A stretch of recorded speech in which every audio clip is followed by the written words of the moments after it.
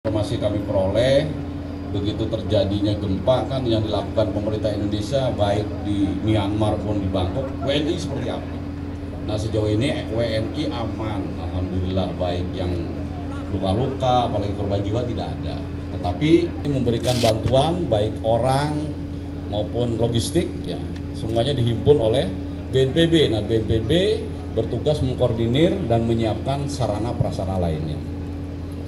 Kemudian nanti hari Kamis insya Allah ya rekan-rekan media sekalian akan berangkat 2 pesawat. Satu pesawat Garuda 747-800 berisi personil delegasi resmi. Kurang lebih personil intinya 16 orang ya, dipimpin oleh Bapak Menko PMK, didampingi oleh saya Kepala BNPB, kemudian dari TNI, dari Bapak Kasum TNI, informasi juga mau berangkat, dari Polri juga nanti akan mendampingi ya. Polri bergabung dalam tim MT, Kementerian Kesehatan, dan mendukung dalam tim-tim lainnya. Jadi mungkin di tim belakang juga ada personil dari Polri ya, jadi semuanya terlibat. Nah 2 pesawat itu, yang pertama hari Kamis nanti diisi oleh personil delegasi resmi ya, kemudian 2 pesawat, 1 pesawat kargo dengan isinya adalah barang-barang yang sangat dibutuhkan bagi masyarakat terdampak bencana. Itu dengan tonase sekitar 80 ton. Nah tentu saja dengan bantuan baik personil, kesehatan maupun logistik, paling tidak Indonesia bisa sangat berkontribusi untuk membantu penderitaan masyarakat Myanmar yang sedang menderita.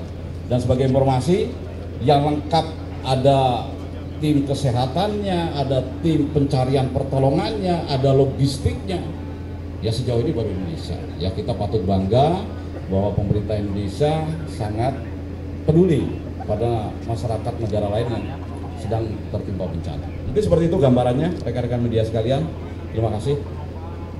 Pak Walda dari Antara, mau tanya Pak, ini kalau bisa dijelaskan secara rinci tugas di sana nanti BNPB akan bergerak di bidang apa, Basarnas akan bergerak di bidang apa, dan Basnas mungkin akan bergerak di bidang apa, secara pekerjaan di lapangan itu akan seperti apa? Itu pertama.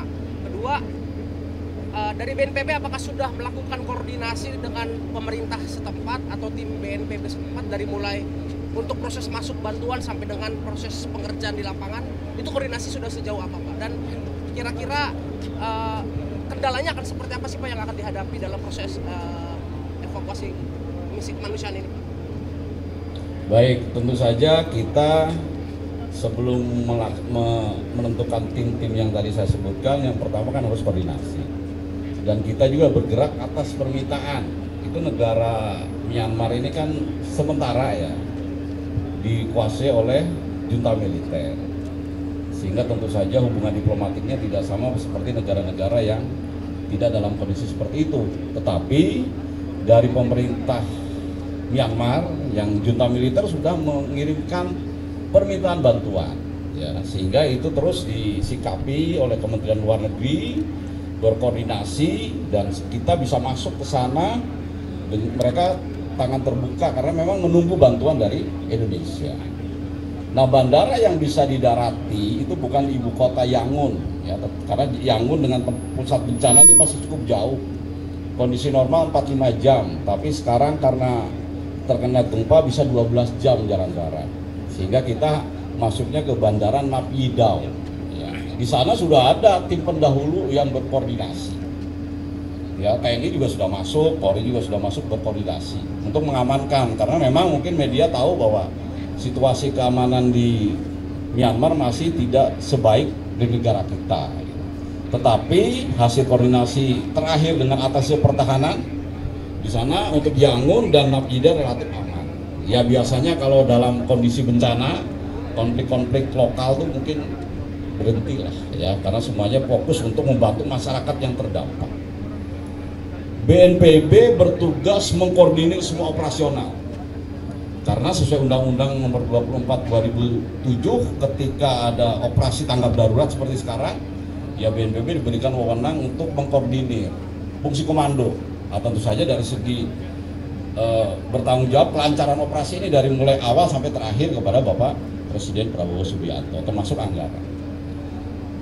Basarnas tugasnya adalah mencari korban, pencarian pertolongan. Syukur-syukur masih ketemu yang hidup. Kalau kemarin kan di media masih ada yang bertahan, tapi kalaupun tidak hidup, ya nggak apa-apa. Mungkin jenazah, seperti pengalaman di Turki, waktu seminggu Basarnas dengan tim yang lebih kecil daripada sekarang, dengan perlengkapan yang lebih minim, itu bisa menemukan 15 jenazah. Luar biasa itu, kondisi cuacanya di bawah 0, dingin. Kalau sekarang cuaca di Myanmar relatif sama dengan Indonesia. Itu akan mencari. Nah, EMT tim kesehatan tentu saja ini memberikan pelayanan kesehatan bagi masyarakat terdampak. Ya. Tugasnya berapa lama? Saya kemarin menyarankan kepada pemerintah sebulan. Kenapa sebulan? Ini pengalaman berdasarkan di tempat-tempat lain. Kalau waktu di gempa Turki itu 3 minggu.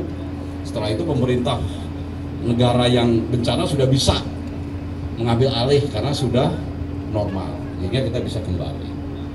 Kemudian Basnas, ya Basnas bagian dari pemerintah juga mendukung. Basnas siap 1 kali 24 jam, baik personil maupun logistik.